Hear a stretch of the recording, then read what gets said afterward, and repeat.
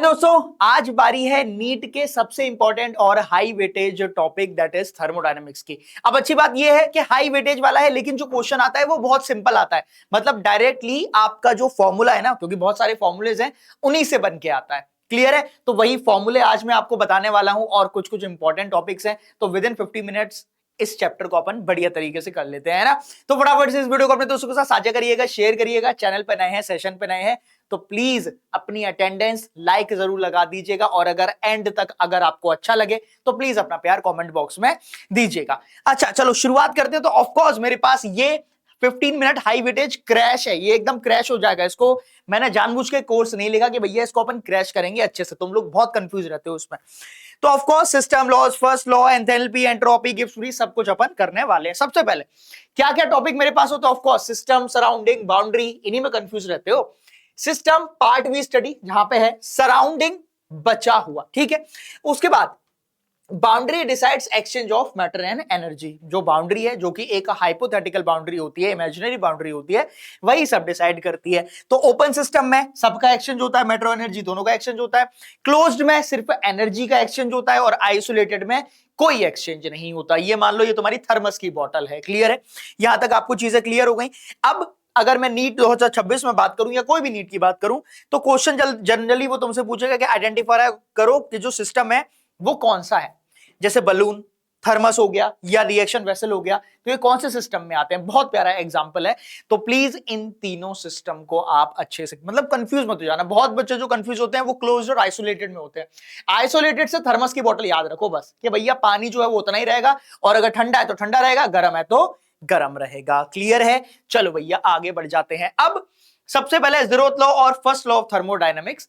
ये मुझे सिर्फ इतना बताता है कि ए बी के इक्विलिब्रियम में, बी सी के इक्विलिब्रियम में, मतलब थर्मली अगर इक्विलिब्रियम में, तो ए और सी जो है वो इक्विलिब्रियम में रहेंगे। Clear? Normal formula del U is equal to Q plus W.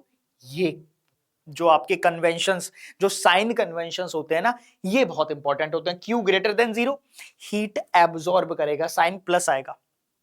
Q lesser than zero, heat release करेगा, डेल एच नेगेटिव रहेगा।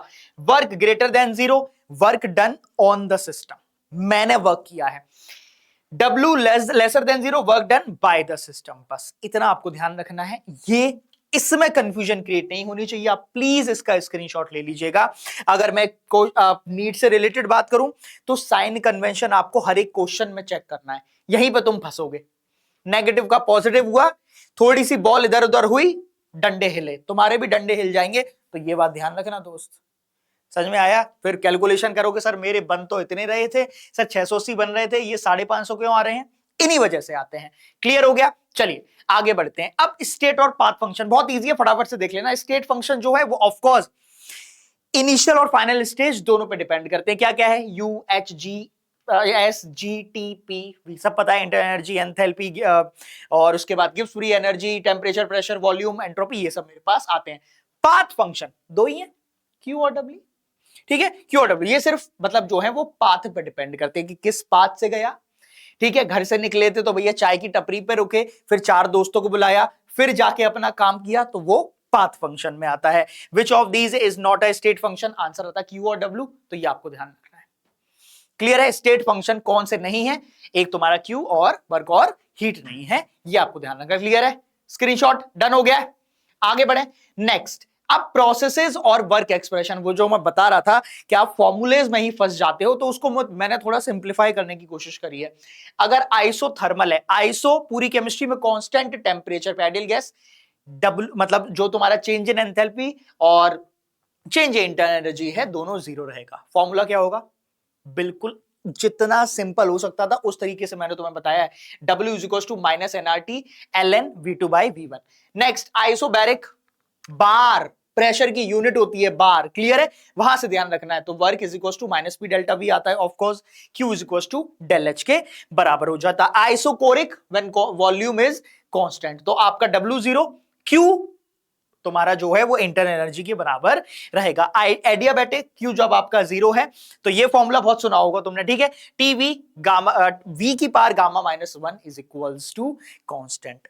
बहुत इजी तरीके से चारों पॉइंट्स, अगर आप एनसीईआरटी में देखोगे हौच पौच हो रखा है, कभी समझ नहीं आएगा, वो मैंने तुम्हें क्लियरली बता दिया है। Identify processes from graph then choose correct. ठीक है, एक दो ग्राफ में तुम्हारे आगे भी बताऊंगा।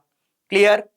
ठीक है, चलिए अब ये है जो मैं ग्राफ की बात कर रहा था कि आइडियाज अगर आप देखोगे तो वर्क एरिया जितना भी है ग्राफ के अंदर कितना एरिया आ रहा है वहां से मैं निकाल सकता हूं।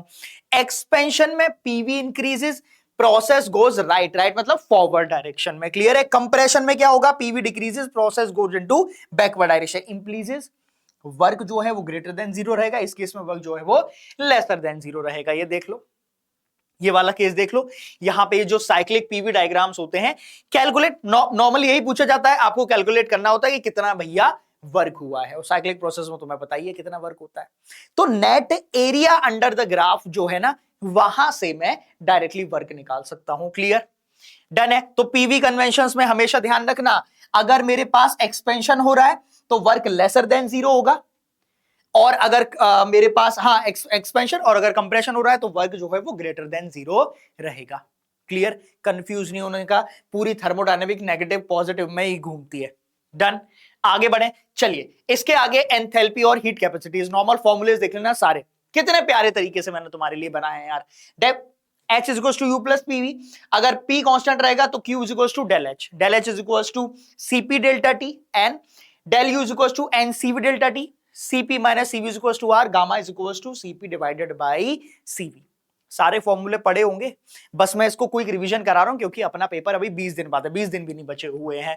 Next of course direct numerical आता, मैंने बोला ना तुम्हें सिर्फ ये फॉर्मूले ध्यान रखने हैं कि पर्टिकुलर टाइम पे, सही टाइम पे तुम्हें वो फॉर्मूला क्लिक कर जाए।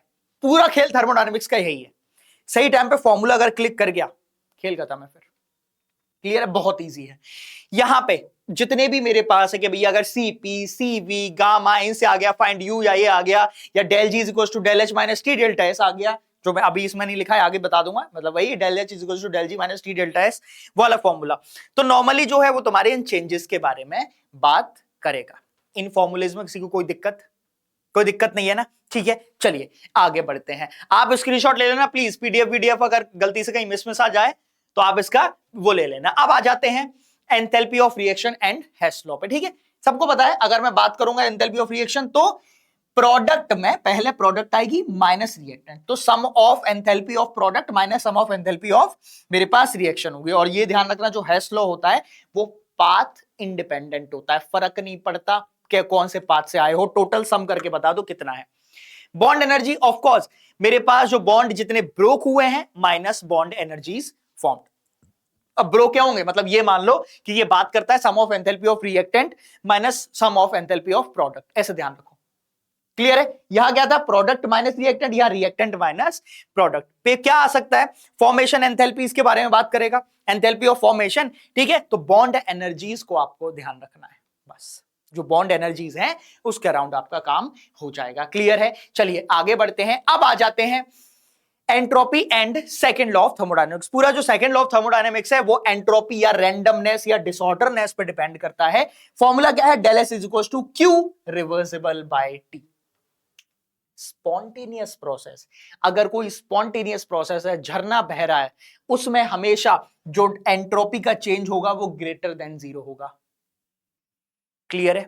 ठीक है, कोई अगर नॉन स्पॉन्टेनियस रिएक्शन है तो डेल जो मेरे पास डेल एस है वो नेगेटिव रहेगा। डेल एस यूनिवर्स क्या होता है, system plus surrounding, basic formula. Question मतलब कभी ये पूछ लेता है विच प्रोसेस इंक्रीजेस एंट्रोपी, तो ये है मेरे पास ऑप्शंस। गैस एक्सपेंशन हो गया, मेल्टिंग हो गया, वेपराइजेशन हो गया, इन सब में मेरे पास del S greater than zero होता है। कमेंट बॉक्स में बता देना फॉर्मेशन ऑफ अमोनिया कौन सा प्रोसेस है, कमेंट बॉक्स में बता देना। चलिए आगे बढ़ते हैं, गिब्स फ्री एनर्जी और स्पॉन्टेनिटी पे आ जाते हैं। यहां से नीट 2026 तुम्हारा क्वेश्चन आने की बहुत संभावना है। Del G is equal to del H minus T delta S, जिसके बारे में मैंने अभी आपको बताया था। Del G lesser than zero, क्योंकि एक और फॉर्मूला होता है जो इलेक्ट्रोकेमिस्ट्री में पढ़े हैं, del G is equal to minus N F E naught, ध्यान रखना, वो से भी पता कर सकते हो। नेगेटिव है स्पॉन्टेनियस, ग्रेटर देन जीरो है नॉन स्पॉन्टेनियस, बराबर है इक्विलिब्रियम में रहेगा। ये आहा कितना प्यारा है। If del H lesser than zero है तो del S greater than zero होगा, इसी वाले फॉर्मूले से। क्लियर है? अगर del S greater than zero है, अगर ये जीरो से ज्यादा है तो del S lesser than zero रहेगा, तो भैया नॉन स्पॉन्टेनियस रहेगा। अगर साइन सेम है तो टेम्परेचर पे डिपेंड करेगा। पूरी कहानी इस फॉर्मूले और साइन कन्वेंशन पे है बस। 60% केमिस्ट्री है, 40% कॉमन सेंस है कि अगर मेरे पास डेल एच कम हो रहा है तो डेल एस क्या होगा, नेगेटिव होगा या पॉजिटिव होगा, उतना ध्यान रखना है। क्या होगा, पॉजिटिव होगा ऑफ कोर्स अगर कम हो रहा है तो। क्लियर, यहां पर देख लेना। अगर मैं न्यूमेरिकल की बात करता हूं तो न्यूमेरिकल में given del H, del S T, अगर ये तीनों दे रखा है तो डेल जी तुमसे निकालना है और स्पॉन्टेनिटी पूछ लेगा। क्लियर है, तो डेल जी अगर जीरो है तो इक्विलिब्रियम में है, डेल जी अगर ग्रेटर देन जीरो वैल्यू आ रही है, मेरे पास अगर ग्रेटर देन जीरो है non spontaneous, less than zero है तो स्पॉन्टेनियस रहेगा। At what temperature does reaction become spontaneous? क्या प्यारा, ठीक है, इसका भी जवाब देना कमेंट बॉक्स में। दो कौन सा टेम्परेचर पर मेरे पास रिएक्शन स्पॉन्टेनियस हो जाती है, बस इतना ही है। आपको ओवरऑल अगर मैं बात करूं इस चैप्टर में, पहले आइडेंटिफाई करूं कौन सा सिस्टम है, उसके बाद करेक्ट वर्क चूज करना है del U del H sign के अकॉर्डिंग। डेल एच आपको फॉर्मेशन, कौन सी एंथैल्पी ऑफ फॉर्मेशन की बात हो रही है या बॉन्ड एंथैल्पी की बात हो रही है, वो आपने ध्यान रखना है। ये मेरे को थोड़ी सी चाइनीज आती है, ये लिखा हुआ है calculate spontaneity using del G is equal to del H minus T delta S. और पीवी ग्राफ में आपको net work area under the graph अगर आपको निकालना, मतलब वो निकालना है पीवी ग्राफ, तो उसमें एरिया अंडर द ग्राफ निकाल लो, काम हो जाएगा। वही होता है मेरे पास पीवी ग्राफ। क्लियर है, ये है। आप प्लीज इसका स्क्रीनशॉट ले लो, इस स्लाइड में सारा सार है इस चैप्टर का, पूरा सार। Del U equals to Q plus W, ये यहां पे प्लस साइन कन्वेंशन आपको ध्यान रखना है। क्लियर है, ये मेरे पास लिखे हैं। हीट क्यू इक्वल्स टू, कितना प्यारा है यार, स्क्रीनशॉट लो, मैं सैड हो गया, जल्दी से स्क्रीनशॉट ले लो तुरंत। Heat Q greater than zero है, क्यू लेसर देन जीरो है तो heat removed. Work lesser than zero है, work by system, greater than zero है, work done on the system.